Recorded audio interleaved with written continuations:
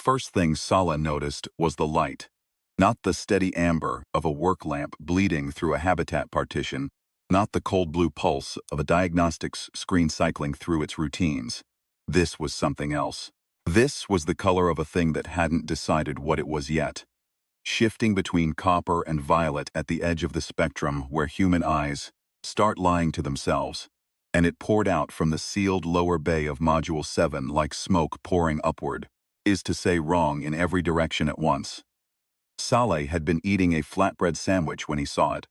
The flatbread went cold in his hand. He stood in the corridor junction of Outpost Meridian's residential spine and stared through the scratched porthole glass at the bay hatch below, watching that light breathe, and for a long time he did not move. He was 26 years old. He had been stationed on Meridian for 11 months as a maintenance systems analyst. It was a long title for a job that mostly meant he walked the corridors checking pressure seals and calibrating atmosphere scrubbers. And sometimes he filled out reports about the pressure seals and atmosphere scrubbers. Sometimes he sent those reports to a regional coordinator on the relay station 3AU out who never replied. He had a small bunk. He had a small library of downloaded films. He had the flatbread his mother had taught him to make from the outpost flour rations, folded around whatever the kitchen synthesizer produced that day. He did not have neighbors, because the lower bay of Module 7 had been sealed for as long as anyone had been posted to Meridian. Except, apparently, it had not. He watched the light for 9 minutes by the corridor clock. Then he went back to his bunk and ate the cold flatbread, and told himself it was a calibration artifact, a glitch in the porthole's photosensitive coating, a trick of the recycled air catching the angle of the main corridor lamps. He told himself this with some conviction. He fell asleep and dreamed of his mother's kitchen and the way the light from the overhead fixture used to cool on the tile floor in the evenings. He went back the next shift and the hatch was sealed, just as it had always been sealed, and there was no light. He went back the shift after that. On the third shift, the hatch opened. The thing that came out was not immediately terrifying, which was somehow the worst part. Salah had trained for first contact scenarios, the way everyone who worked the outer stations trained. Mandatory 4-hour simulation module, multiple choice examination, certificate filed with the regional authority that he could produce on request. He knew what the approved protocols said. He knew what the approved responses to non-hostile contact looked like, in theory, in the comfortable abstract of a training environment. He was not prepared for an entity roughly 1.5 meters tall shuffling out of a sealed equipment bay in what appeared to be modified human pressure suit components, carrying a device the size and rough shape of a cooking pot that was emitting soft violet light from its lower seam, and looking, in the body language that translation training material had taught him to watch for, profoundly annoyed. The entity stopped when it saw him. Sayla stopped. They looked at each other across 6 meters of corridor. The entity made a sound like water moving over smooth stones. Its environmental visor, which was, Saleh noticed, made from what appeared to be a salvaged porthole cover, ground down to a lens, and fitted into a pressure hood with considerable technical ingenuity, flickered with a pattern of pale light that might have been language, or emotion, or the alien equivalent of clearing one's throat. Then it waved at him. Not a human wave, not a clean rise and drop of the hand. It was a specific gesture. 3 fingers of its right manipulator folded, 2 extended and turned briefly outward. Saleh would later understand was a Veth, greeting roughly equivalent to "I see you and you are noted, and I am choosing not to flee." But in the moment it looked close enough to a wave that something in the hind part of Saleh's brain processed it as such, and his hand came up automatically and he waved back. The entity made a different sound, shorter, more percussive, and shuffled back into the bay, the hatch sealed behind it. Saleh stood in the corridor for a long time holding his cold flatbread, his name, as best as Saleh could parse it, through 3 weeks of careful observation and the halting intermediary of the universal translator he dug out of the emergency contact kit was something like Hamoud, or possibly Hamoud. The vowels did not translate cleanly and the consonants were doing things that the human vocal apparatus could only approximate, so Saleh called him Bu Hamid. The way you'd give a nickname to someone you couldn't quite name properly. And the entity. The Veth made the short percussive sound every time Saleh said it. Saleh had begun to interpret as something between amusement and resignation. Bu Hamad had been in the sealed lower bay of Module 7 for, as far as Saleh could piece together from the translated fragments he managed to collect, somewhere between 4 and 7 years. The Veth did not count time the way humans did. They marked duration by significant events rather than abstract intervals, which meant Bu Hamad's answer to "How long have you been here?" was phrased as something like, "Since before the second melt cycle of the Keth convergence," and, after the dissolution of the 14th harmonic accord, and Saleh had filed this information carefully and decided it meant a long time.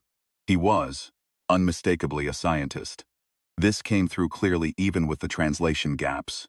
He moved through his sealed bay the way Saleh's grandfather had moved through his workshop. With the absolute confidence of someone who understood every object in the space and had arranged them according to a logic that was invisible to anyone else and perfect to him. The cooking pot device was not a cooking pot. Saleh had gathered this much. It appeared to be some kind of matter-state modulator, which was a phrase that meant very little to Saleh specifically, but which Bu Hamad communicated with such compressed urgency that Saleh understood. It was important the way you understand a word in a foreign language from the face of the person saying it before you know what it means. The device was the reason Bu Hamad was here. That was clear too. What was not clear for several more weeks was why Bu Hamad needed Saleh. The answer arrived on a Tuesday. Saleh knew it was Tuesday because he checked. He had started checking more carefully since Bu Hamad.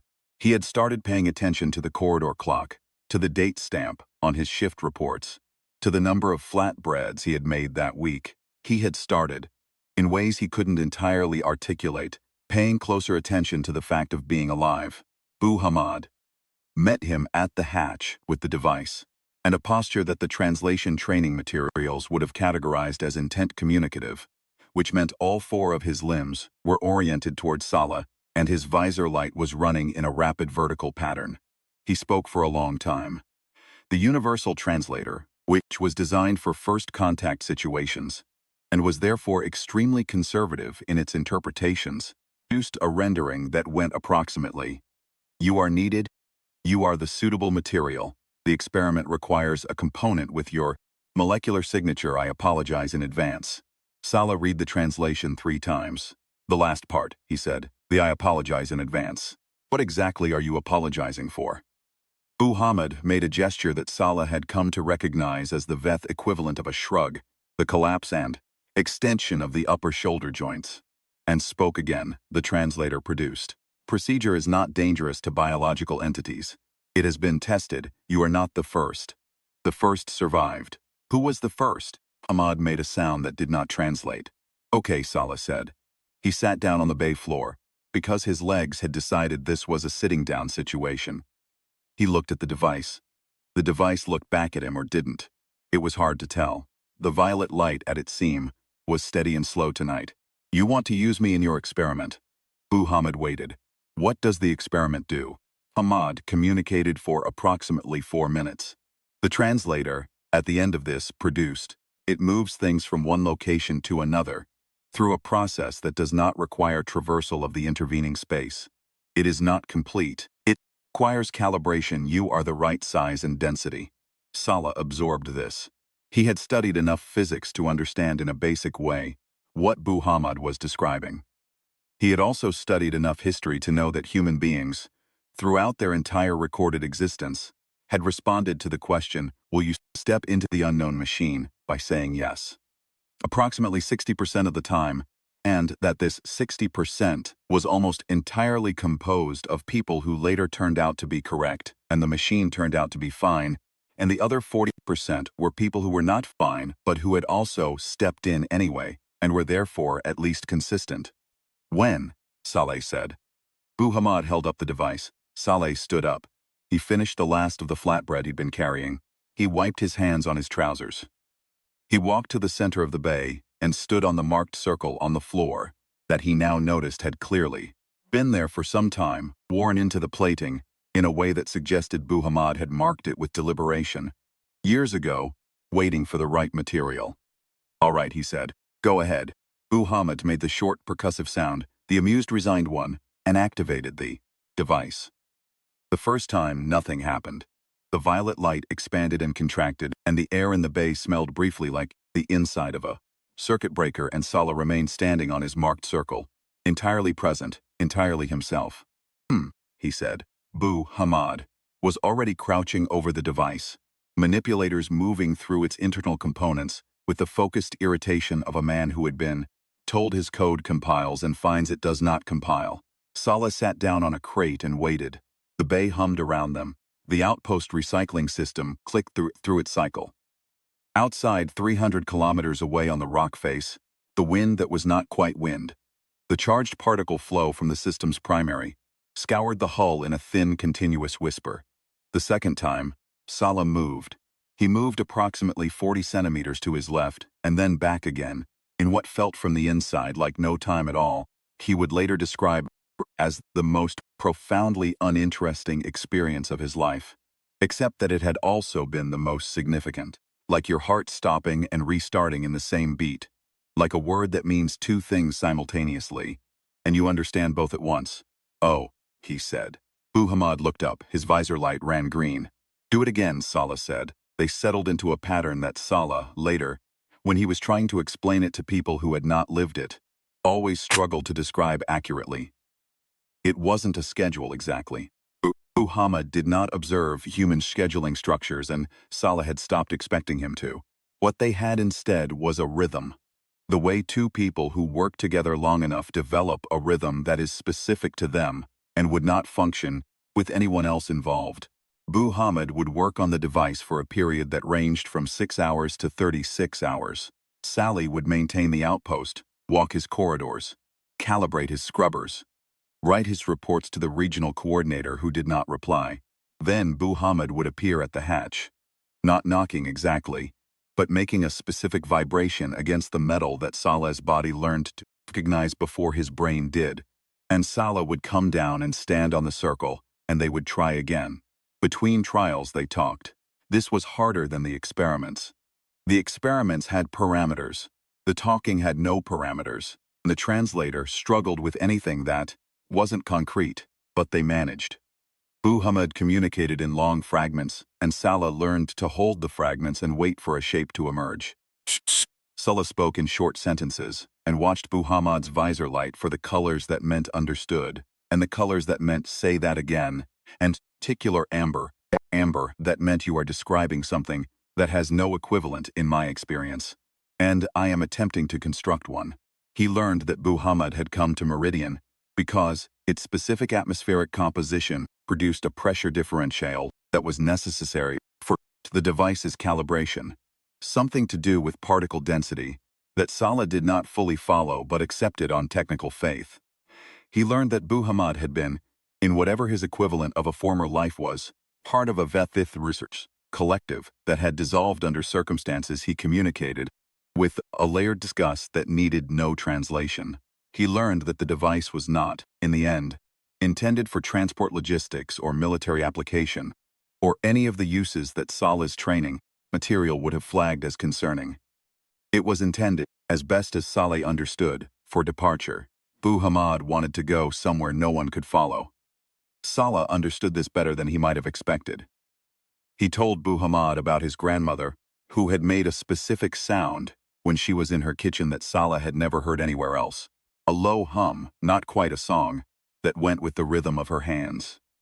He told Muhammad about how when she died, the sound went with her, and how Salah had spent years unconsciously listening for it in other kitchens, other people's movements, and how he had never found it again, how he had eventually understood that some things are not portable, that some things exist only in the specific combination of that person, and that place, and that moment, and when any element of the combination dissolves, the thing dissolves with it, and what you carry forward is not the thing itself but the shape of where it used to be. Muhammad was still for a long time after the translator finished rendering this. Then he made a sound that the translator did not attempt to render. Yeah, Salah said. Exactly. In the 7th month of their work together, the device produced a second Sala. This was not supposed to happen. Hamid communicated this clearly, immediately, with a visor light pattern that Sala had never seen before, and would classify, reviewing it later, as the Veth equivalent of profound technical alarm. The second Sala stood on the marked circle, looking exactly like the first Sala. Same maintenance, coveralls, same 14-hour beard, same expression of a person who has not yet processed what has happened to them, and blinked. The original Sala, standing to the left of the circle, said nothing for approximately 8 seconds. Then he said, "Bu Hamid." Bu Hamid was already calculating. His manipulators ran over the device in rapid sequence. His visor light strobed through 3 colors Sala had not seen before, Sala interpreted as the Veth equivalent of escalating technical profanity. "Bu Hamid, that's me." The device spoke not in language, but in the particular quality of its violet light, which had shifted to a rapid oscillation that Sala, after months of watching it, understood was the machine telling them something was wrong at the level below where instruments measure things. The second Sala cleared his throat. "I feel normal," he said. "I feel exactly normal." The first Sali looked at him. The second Sali looked back. It was the most disconcerting experience of Salah's life, which at this point had included teleportation, so the bar was not low. "Are you me?" Salah said. "I'm me," the second Salah said. "Are you me?" They both looked at Bu Hamid. Hamid made a gesture that Salah now recognized as the Veth equivalent of "I need everyone to be calm while I work on a serious problem," which he had learned from the many times Bu Hamid had used it during equipment failures. It was distinguished from its nearest neighbors. "I need silence while I calculate, and please stop doing that." By a slight inward rotation of the third and fourth manipulators. "Okay," the first Salah said. "Okay, we're calm." What followed was 3 days of the most bizarre collaboration Salah had ever participated in, including everything that had come before. Bu Hamid communicated the problem.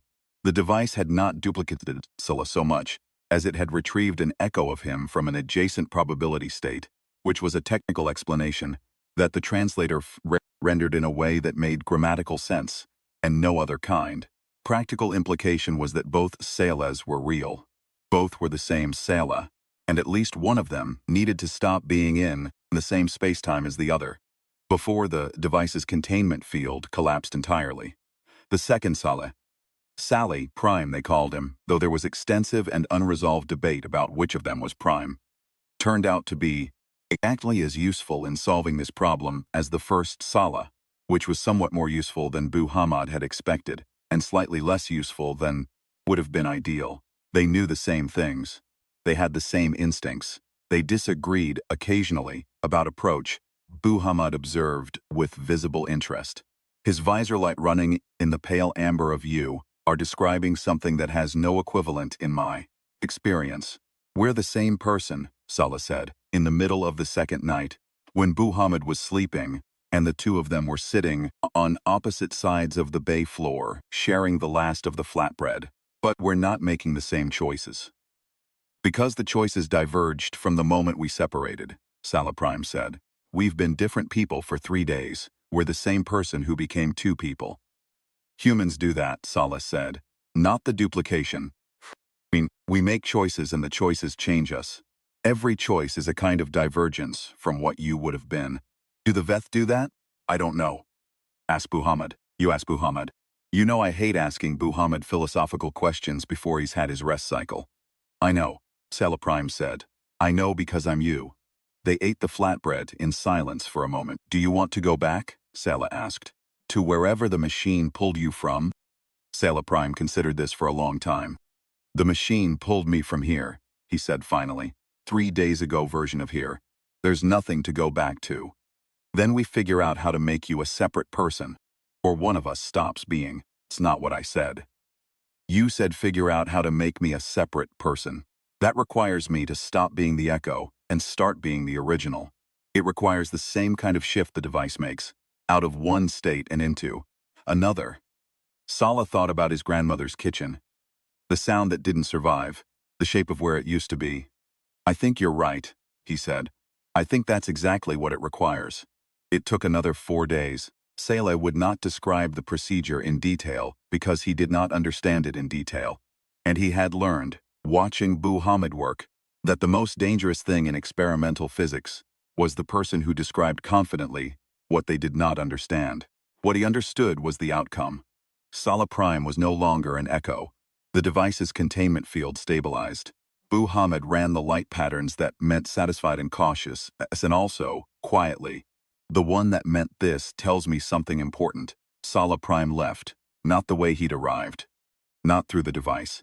He walked out through the main corridor, requisitioned a bunk in the residential block 2 levels up, filed a personnel report with the regional coordinator that joined the long queue of personnel reports the regional coordinator did not reply to, and began performing maintenance walks of a different set of corridors, slightly offset from Sala's rounds, so they rarely crossed paths. And when they did, they nodded at each other, the way people who understand something about each other do, not warmly, not coldly, but with the particular respect of people who have shared something that can't be explained to anyone who wasn't there. Muhammad observed all of this and said nothing for 3 days. Then he called Sala down to the bay. "What did you learn?" Sala said. Not a question. Muhammad ran visor light patterns that the translator rendered as, "I learned that your kind holds its shape. I learned that when you are split you do not dissolve. You negotiate, you find the new boundary and you hold it. This is not true of most things." Is it true of Veth? The translator took a long time with Muhammad's response. When it arrived it said, "We used to be, we are less so now. This is related to why I am here and not there." Salessa sat down on his crate. The crate he had, he realized, been using for so long it had taken on the shape of a regular piece of furniture in his mind. He looked at the device. He looked at Muhammad. "How close is it?" he said. Muhammad ran the light for a long time in a soft pattern that meant close and also means I am afraid and also means I will be ready before I will be ready, and these are not contradictions. "Okay," Sala said. "What do you need?" What Muhammad needed was a final calibration. What final calibration needed was Sulci on the circle one more time. Duration that the translator estimated as 3 seconds, and Muhammad corrected. In a rare and specific use of the universal number glyph system, 2.7 seconds. What 2.7 seconds through the device's field felt like from the inside, Sala had by now a reasonable understanding of. It felt like nothing. And then it felt like everything catching up to you, the way your body knows something your mind takes a moment longer to process. He stood on the circle. Muhammad checked his calibrations. He had been checking them for 3 days. He checked them one more time. Sala watched him and thought about all the things he'd watched Muhammad check in the past year. The focused irritation of a man who cares about accuracy, not because he was taught to care, but because inaccuracy is an insult to the thing you're trying to understand.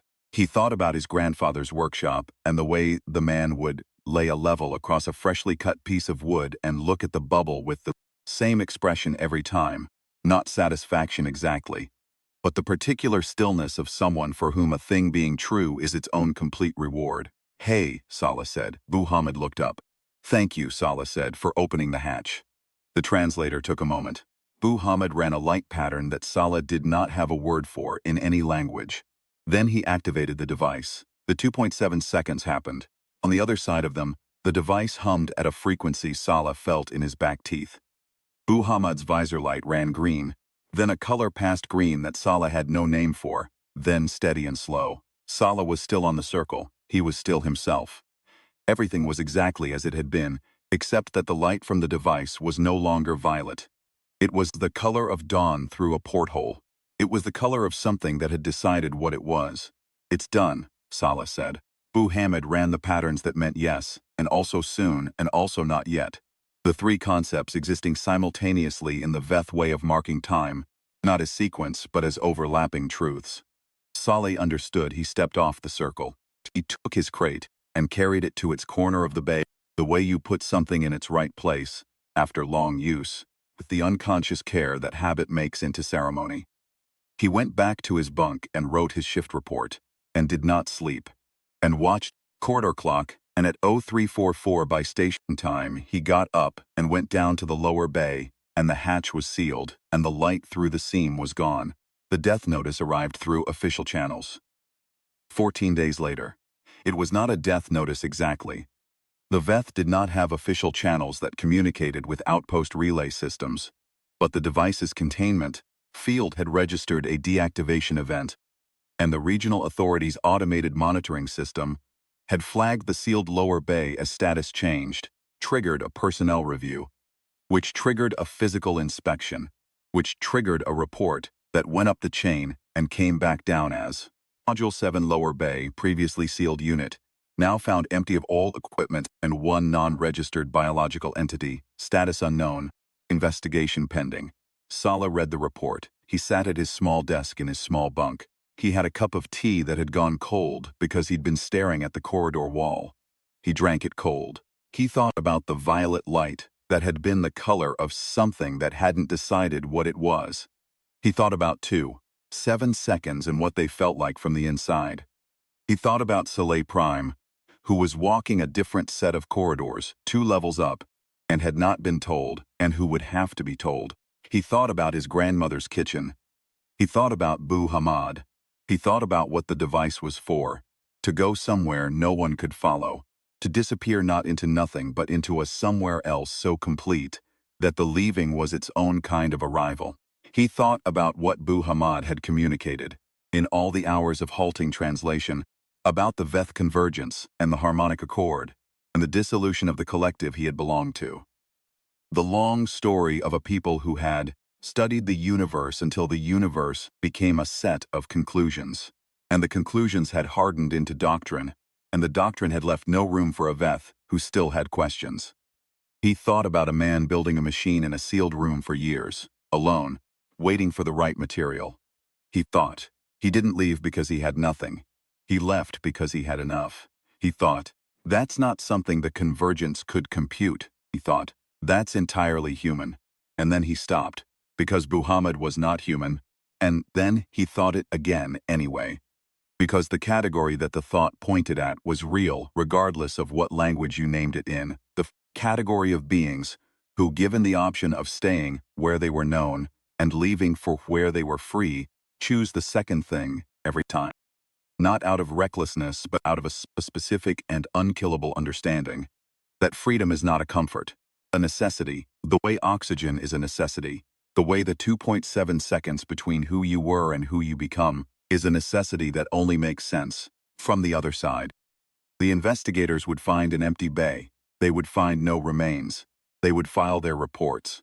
They would not find Muhammad, because Muhammad was in a somewhere else that had no address, living in whatever the Veth equivalent of a fresh start looked like, and he had built the door himself, salvaged human porthole glass and components that had no names in human technical catalogs, and he had calibrated it on the willing body of a 26-year-old maintenance analyst who had waved back at him through a corridor porthole and then showed up the next day to help. The communication came 11 weeks after the empty bay report. This was the part that took Saleh a long time to explain to anyone afterward, because it shouldn't have been possible. The device was gone. Its containment field was gone. The only relay it had ever used was the one between Muhammad's modified instruments and the outpost basic sensor, NET, and yet the transmission arrived on Saleh's personal terminal at 0611 on a Wednesday morning, tagged with a frequency signature that the system had no catalog entry for, coded in a compression format that the translator parsed on its 4th attempt. It was short. It was the shortest thing Muhammad had ever communicated to him. The translator rendered it as, "The horizon is different from here. I chose well. The material was correct. Tell the other one, do not grieve. You will both need the energy." Saleh read it 4 times. He was still sitting at his desk at 0700 when Saleh Prime knocked on his bunk door. The specific knock that Saleh recognized as his own, because it was his own, and came in and saw Saleh's face, and he made it. "Yes," Saleh said. Saleh Prime sat down on the edge of the bunk. He was quiet for a moment. Outside, the charged particle wind moved against the hull in its thin, continuous whisper. "He used the machine on himself," Saleh Prime said. "At the end. The calibration. Yes. He stood on the and he went somewhere else. Yes. And he transmitted from there. Yes." Saleh Prime looked at the terminal, where the transmission was still displayed. He read it once. He looked up. "Do not grieve," he said. "You will both need the energy. That's what it says. That's very. Sela Prime paused. He made a sound that was not the short Veth percussive sound, but was somehow in the same neighborhood of meaning. That's very him. Yes, Sala said, it is. They sat with it for a while. The terminal screen glowed. Outside, the hull whispered. The corridor clock advanced in its increments, the way time does when it has no opinion about what you've been through. Patient and indifferent and, in its own way, honest. The official investigation produced 3 conclusions. The first was that a non-registered biological entity had occupied Module 7's lower bay for an estimated period of 4 to 7 years without detection, which represented a significant security failure that would require review. The second was that said entity had utilized the bay to conduct experimental research of an undetermined nature using equipment of non-human origin. It represented a protocol violation requiring investigation under the Outer Station's contact accord. The third was that the entity had departed without trace and that its current location was unknown. The report did not mention the transmission. Sala had not reported the transmission. He had thought about it carefully and decided that the transmission was not the investigations to have. Sala Prime had agreed. They had agreed more often lately, he noticed. Not because they were converging back towards sameness, because they had each, separately, arrived at the same conclusions via different paths. Two people who grew up in the same house. Understand the things in the same language even when they've lived different lives. They were different now. They would keep being different. But the differences grew out of the same original ground, and sometimes the different paths led to the same place, and when they did, there was a particular kind of satisfaction in that, quiet and unremarkable, like a level held against a surface and the bubble settling at center.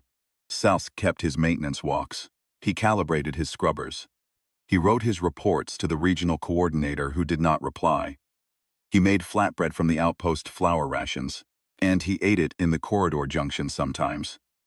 The one with the scratched porthole glass that looked down toward the lower bay of Module 7, where there was now nothing but clean empty plating and the faint worn shape of a circle in the floor. He had asked Bu Hamid once, in the early months, why he had opened the hatch. Why, after years alone with his machine and his questions, he had chosen the night when Salah happened to be standing in the corridor, eating a flatbread. The translator had worked on Bu Hamid's response for a long time and didn't choose that night. That night chose itself. The calibration required the right material. The right material requires the right moment. You can't manufacture the moment. You can only have the machine ready. Salah had thought about that for a long time. He still thought about it. You can only have the machine ready. The Veth Convergence sent a contact vessel to Meridian 8 months after the investigation concluded. This was not unusual. The Convergence conducted regular surveys of its research territory, and Meridian was technically within a zone they claimed on the star charts. The latest one of several dozen competing territorial assertions in the region and had no more legal weight than the others. The contact vessel's communications officer sent formal greetings to the outpost administration and a secondary communication to the investigation team requesting any information related to a former Convergence researcher who had been reported missing from their records some 6 years prior. Salah read the secondary communication when it was forwarded down the chain. He read it 3 times, the way he read things that required consideration. He wrote a reply. It took him 2 drafts.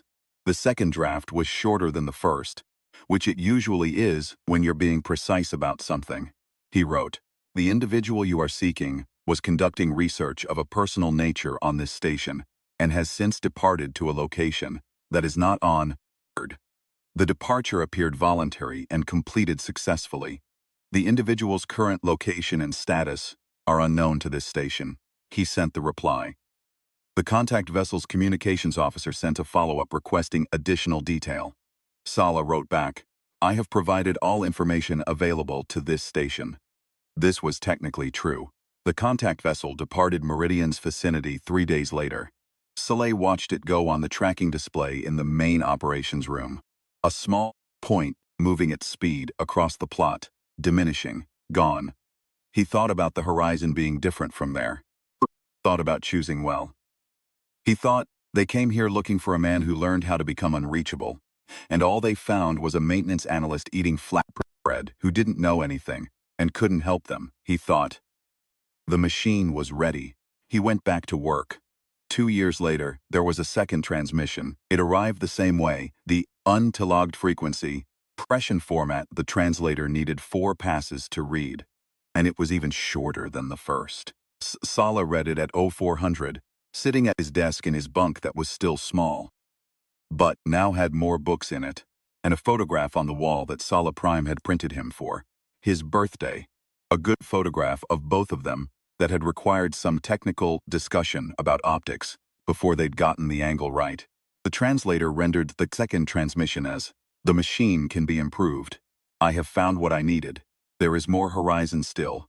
I wanted you to know." Sala read it once. He leaned back in his chair and looked at the photograph on the wall, the two of him, slightly different, in ways that had become more pronounced over time, standing in the corridor junction with the scratched porthole glass behind them. Sala Prime had thought was funny as a location for obvious reasons, and Sala had agreed with him, for once, immediately. He thought about the convergence vessel that had come looking for a man who had learned the thing they couldn't teach. That the experiment does not end when you find what you expected. It ends when you find what you couldn't have expected. And what you do with that is the only thing that matters. He thought about a sealed bay and a light, the color of some that hadn't decided what it was.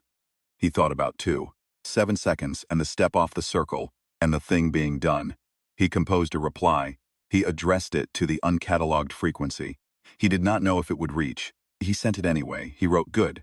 Then, because it was 0400 and the flatbread required 15 minutes, and he had a maintenance walk in an hour, he got up and started the dough. Outside, on the rock face, the charged particle wind ran its patient course across the hull. The corridor clock advanced. The outpost breathed its recycled air in its steady rhythm, and in the lower bay of Module 7, the clean empty plating held the worn circle in the floor, like a kept promise, like a proof. Like the shape of where something had been before. It moved on to somewhere better, which is not an ending, which was never an ending, was always the moment, just before the machine decides it's ready, and the right material steps up and says, "All right, go ahead."